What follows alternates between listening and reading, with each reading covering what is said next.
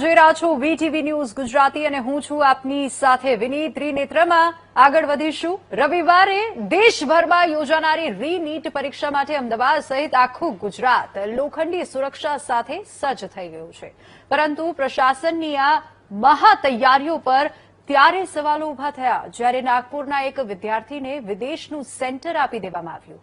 એક તરફ સુરક્ષાનો કડક ઘેરો છે તો બીજી તરફ સિસ્ટમની ગંભીર બેદરકારી.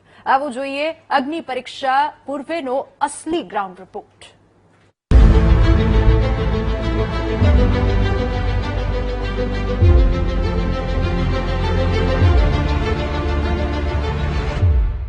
જેના પર દેશના લાખો પરિવારોની નજર ટકેલી છે તેવી નીટની પરીક્ષા ફરી લેવાશે.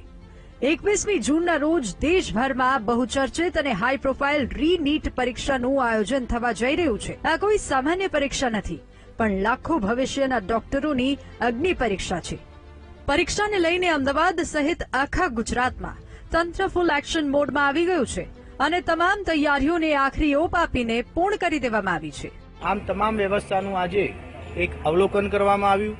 પોલીસના અધિકારી અને કર્મચારીઓને બ્રીફિંગ કરી કાલે ખૂબ સારી રીતે રિસ્કિંગ થાય અને શાંતિપૂર્વક નીટ યુજીની પરીક્ષા તમામ સેન્ટર ઉપર પૂર્ણ થાય તે માટે અમદાવાદ શહેર પોલીસ તમામ રીતે સજ્જ છે. રાજ્યના 77,000 વિદ્યાર્થી રીનીટની પરીક્ષા આપશે. અમદાવાદમાં 10,400 વિદ્યાર્થી નસીબ અજમાવશે. અમદાવાદના 23 જેટલા સેન્ટર પર લેવાશે પરીક્ષા. એટલું જ નહીં, વિદ્યાર્થીઓના હિતમાં ઇતિહાસમાં પ્રથમવાર મોટો ફેરફાર કરાયો છે. પરીક્ષામાં આ વખતે પૂરી 15 મિનિટ વધારે મળશે, એટલે કે કુલ 3 કલાક ને 15 મિનિટનો સમય આપવામાં આવશે, જેથી વિદ્યાર્થીઓ તણાવ મુક્ત થઈને પેપર લખી શકે. ચોંકાવનારી વાત તો એ છે કે નેશનલ ટેસ્ટિંગ એજન્સી આ વખતે કોઈ પણ પ્રકારની બેદરકારી રાખવાના મૂડમાં નથી. પરીક્ષાના બરાબર એક દિવસ પહેલા આખા દેશભરમાં એક હાઈ લેવલ મોક ડ્રીલનું આયોજન કરવામાં આવ્યું છે.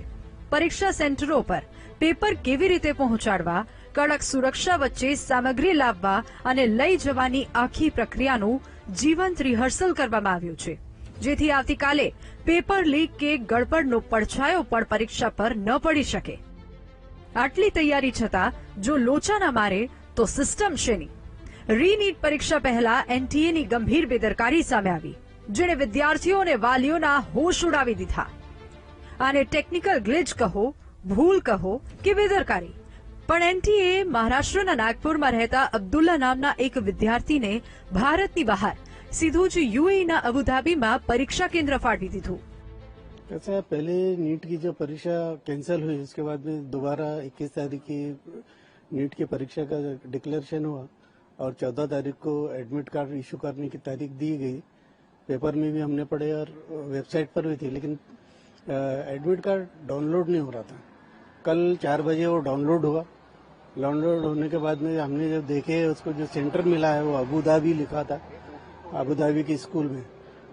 हम लोग बहुत शौक में आ गए कि हमने तो दिया नहीं ऐसा कोई ऑप्शन उनको. फिर उसको हमने अप्रोच किया हेल्पलाइन पर, बात की तो उन्होंने हमको बताया कि तुम हमारी वेबसाइट पर मेल करो. फिर वेबसाइट उन्होंने भेजा, फिर हमने उनको मेल किया. मेल करने के बाद में उनका फोन आया कि हम सैटरडे को 4 बजे तक आपको नया एडमिट कार्ड इशू करते हैं.